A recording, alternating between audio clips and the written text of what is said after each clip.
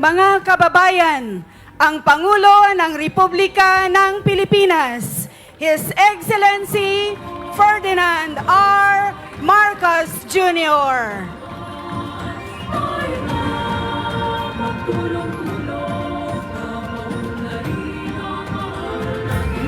Ngayon po, ang ating mahal na Pangulo ay binibigyan ng project briefing sa pangunguna ni Representative Artur F. Celeste.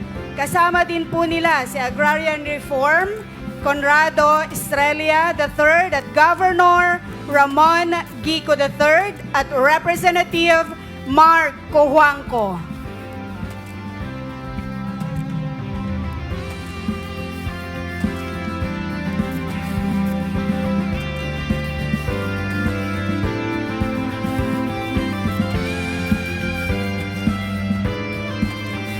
Ngayon naman po ay inaanyayahan po natin ang ating mahal na Pangulo na magtungo sa ating groundbreaking site.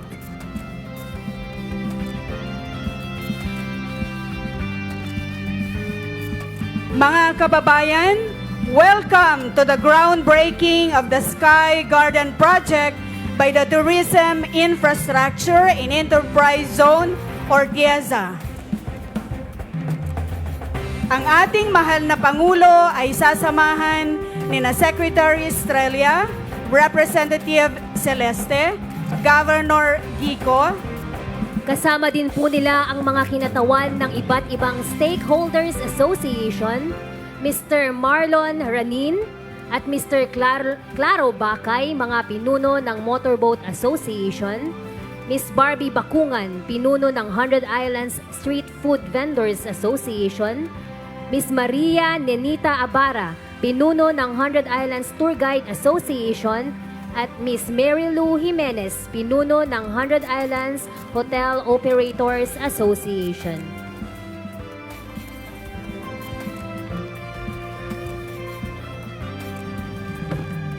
Ngayon po ay masasaksihan natin ang pagbibigay ng newspaper at blueprint na silang ilalagay sa loob ng ating time capsule na pangungunahan ng ating mahal na Pangulo. Masasaksihan din po natin ang pagbibigay ng coins na kasamang ilalagay sa loob ng ating time capsule. Ngayon naman po ay masasaksihan natin ang pagsara ng ating time capsule.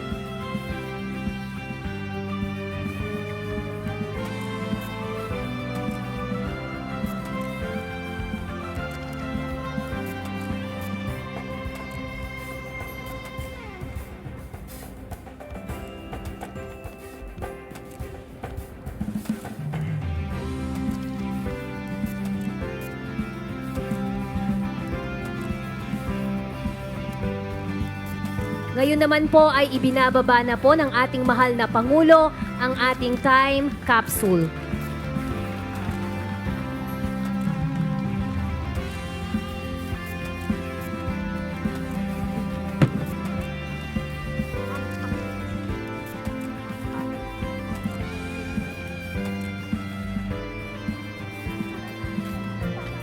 Ngayon po, ating nakikita ang pagbibigay ng mga pala sa ating mahal na Pangulo at kanyang mga kasama.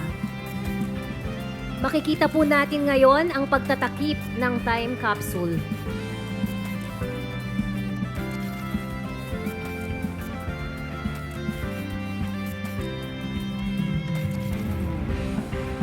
Isang masigabong palakpakan, mga kababayan.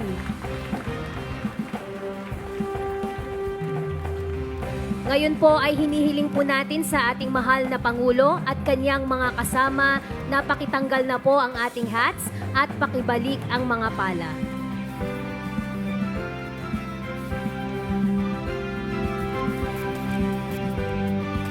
Maraming salamat po, mahal na Pangulo.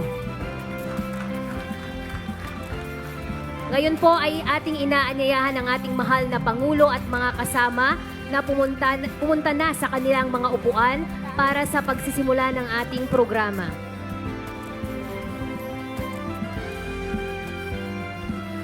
Muli, mga kababayan, ang Pangulo ng Republika ng Pilipinas, His Excellency Ferdinand R. Marcos Jr.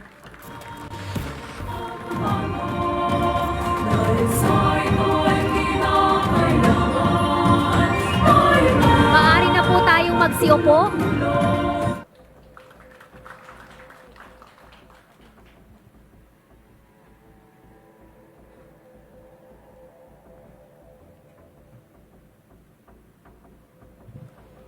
Mga kababayan, ang Pangulo ng Republika ng Pilipinas, His Excellency Ferdinand R. Marcos Jr.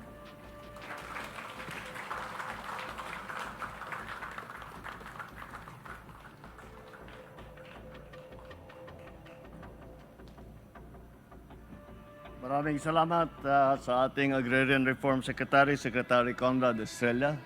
Magsiupo po tayo. The First District Representative of Pangasinan, Congressman Art Celeste, and other members of the House of Representatives. Mark Coanco is also here.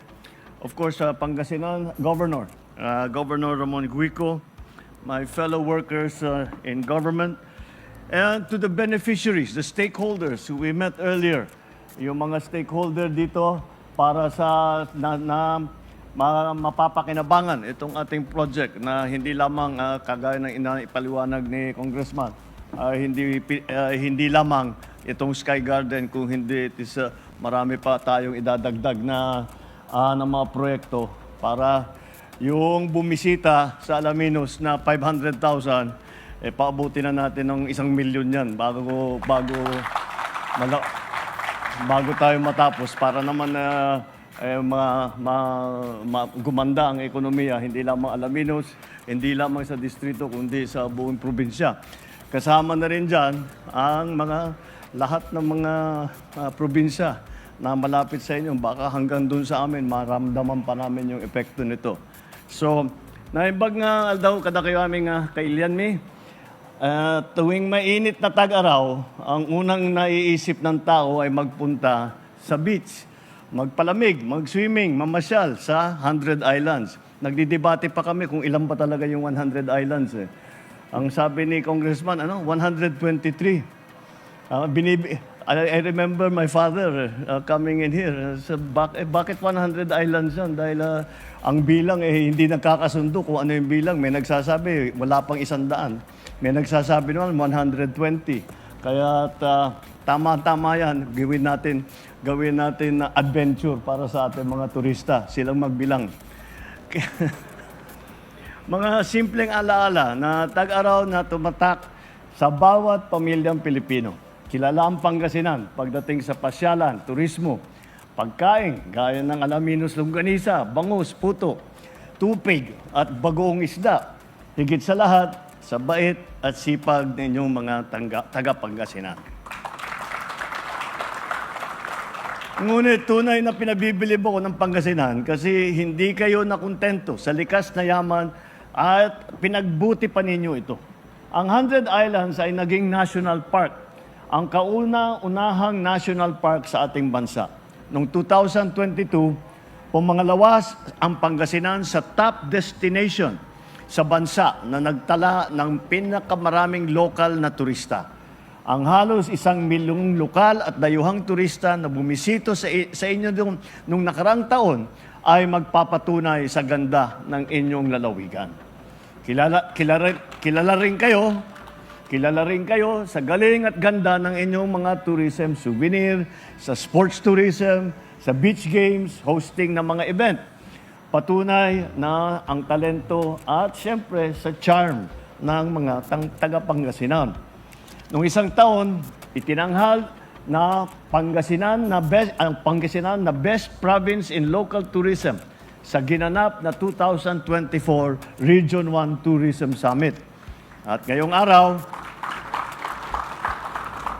namang araw, ating tutunghayan ang isa namang kaabang-abang na proyekto dito sa inyong lalawigan, itong ating sisimulan na Sky Garden. Bunga ang Sky Garden sa pagtutulungan ng pamahalaang lungsod ng Alaminos, ng Tourism Infrastructure and Enterprise Zone Authority o yung CHESA at ang Department of Tourism. Isang kagandahan ng Sky Garden ay pang buong pamilya ito. Kami na tinatawag na Gen Z, pwedeng mag-vlog at mag-My Day dito. Para naman sa mga magulang at mga senior natin, gaya ni Secretary Conrad, nandyan ang elevated garden. Pero kailangang hindi sila mahirapan umakyat para ma-enjoy nila ang mga garden na ito. Kaya sa CHESA, tulungan ninyo po ang pamahalaan lungsod ng Alaminos upang mapabilis at maisaayos ang pagtatayo nito. Kailangan senior-friendly. Lagi kitang, Conrad, lagi kitang inaalala kasi alam ko, nanlalambot ni minsan yung tuhod mo. Hangarin natin na maghatid ang Sky Garden ng sigla at magbigay daan para sa mas maraming bisita at trabaho para sa mga taga rito. Napakahalaga ng turismo sa kaunlaran ng mga kanayunan. Nasusuportahan nito ang ating mga magsasaka, ating mangingisda, na mga nagtitinda ng pasalubong, kasama ang mga otel, ang transportasyon. Ang panawagan ko lang po sa ating mga kasama sa pamahalaan, sa kapulisan at sa mga lokal na pamahalaan, atin tiyakin na ligtas at maayos ang lagay ng ating mga manlalakbay. Sa daan, sa hotel, sa restaurant, o kung saan man sila tutungo. Bilang turista, napakahalaga na maayos ang mga rest area. Kaya ang DOT at saka ang CHESA ay gumagawa ng mga tourist rest area para komportable naman ang mga naglalakbay. Dito, mayroong malinis na restroom. May information center, may ATM, may pasalubong center. 10 na po ang naipagawa ng DOT at may ginagawa pa sila, mga tourist rest area sa Lingayen, Pangasinan. Kasabay nito, ginagawa na rin natin ang mga Tarem Santa Cruz Road.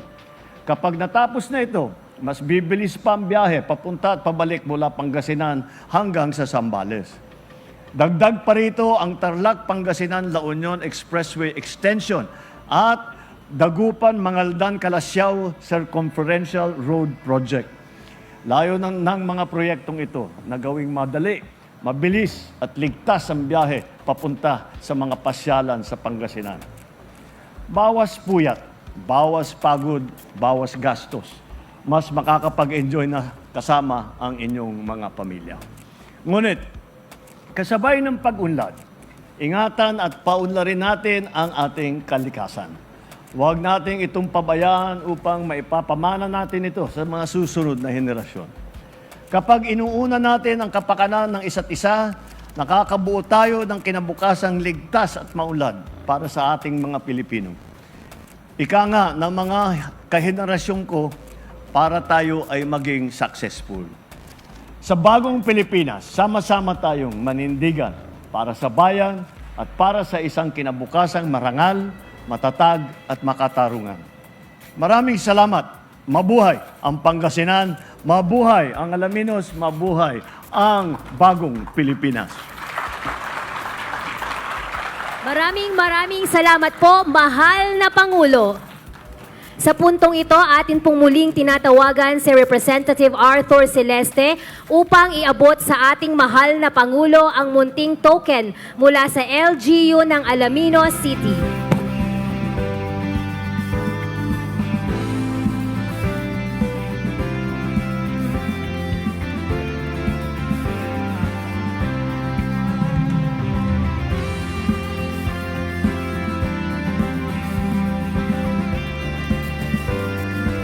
Hinihiling naman po natin sa ating mahal na Pangulo sa puntong ito na manatili sa entablado para sa isang photo opportunity. Tinatawagan po natin ang mga piling local government officials ng Pangasinan.